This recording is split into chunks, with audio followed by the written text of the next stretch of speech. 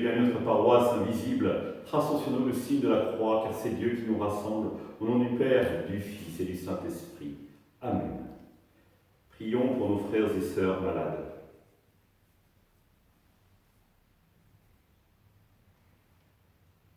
Prions pour tous les soignants et ceux qui œuvrent pour le bien commun.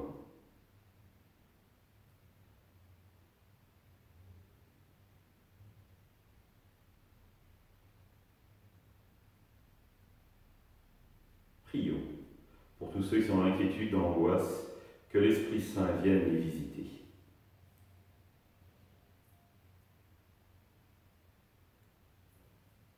Et pour manifester notre communion, je vais maintenant allumer cette bougie au cierge pascal.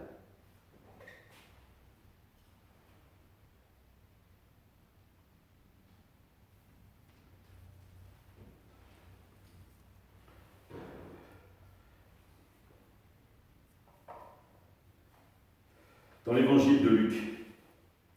Après cela, parmi les disciples, le Seigneur en désigna encore 72. Il les envoya 2 par 2 en avant de lui, en toute ville et localité où lui-même allait se rendre. Il leur dit, la moisson est abondante, mais les ouvriers sont peu nombreux. Priez donc le maître de la moisson d'envoyer des ouvriers pour sa moisson.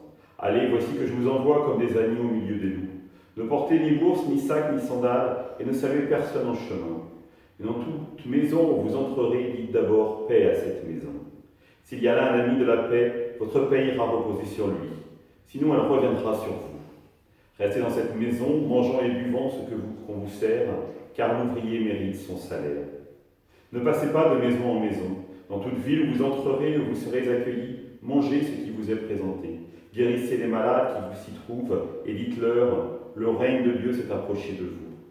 Et dans toute ville où vous entrerez et où vous ne serez pas accueillis, allez sur les places et dites, même la poussière de votre ville collée à nos pieds, nous l'enlevons, pour vous la laisser. Toutefois, sachez-le, le règne de Dieu s'est approché.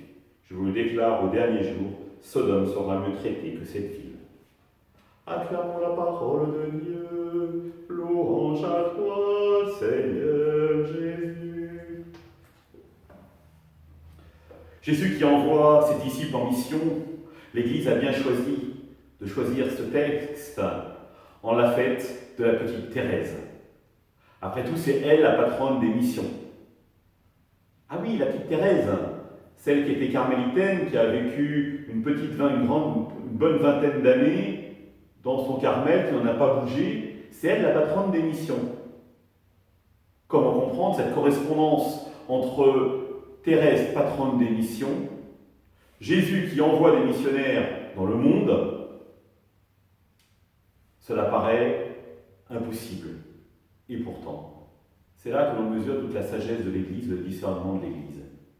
C'est-à-dire que la mission, elle commence d'abord dans la vie ordinaire, dans la vie de son cloître, avec ce qu'on appelle la petite voie, c'est-à-dire trouver du bonheur en toute chose, et en toute chose y mettre beaucoup d'amour.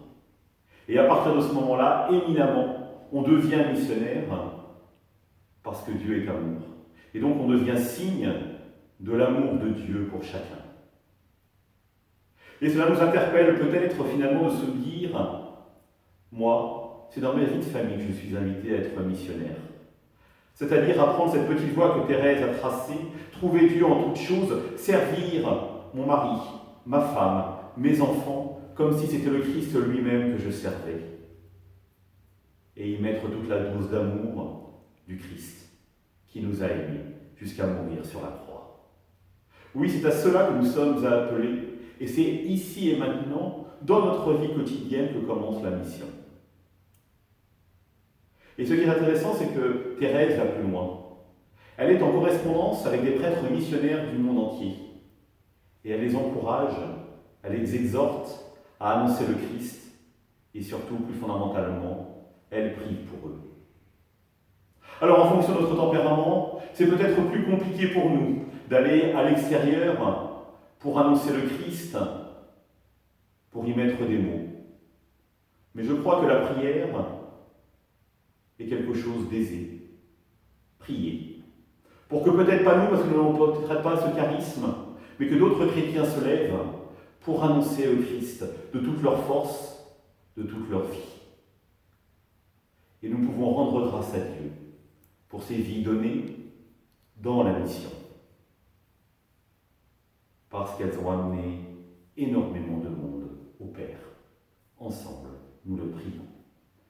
Notre Père, qui es aux cieux, que ton nom soit sanctifié, que ton règne vienne, que ta volonté soit faite sur la terre comme au ciel. Donne-nous aujourd'hui notre pain de ce jour. Pardonne-nous nos offenses, comme nous pardonnons aussi à ceux qui nous ont offensés. Et ne nous laisse pas entrer en tentation, mais délivre-nous du mal. Amen. Que le Seigneur nous bénisse, qu'il nous accompagne notre journée et nous garde dans la paix, au nom du Père, du Fils et du Saint-Esprit. Amen. Je vous rappelle que ce soir, 19h, commence le temps d'adoration pour 24 heures à l'église de la Chapelle. N'hésitez pas à vous inscrire pour que tous les créneaux soient bien occupés. Bonne journée à tous, à demain.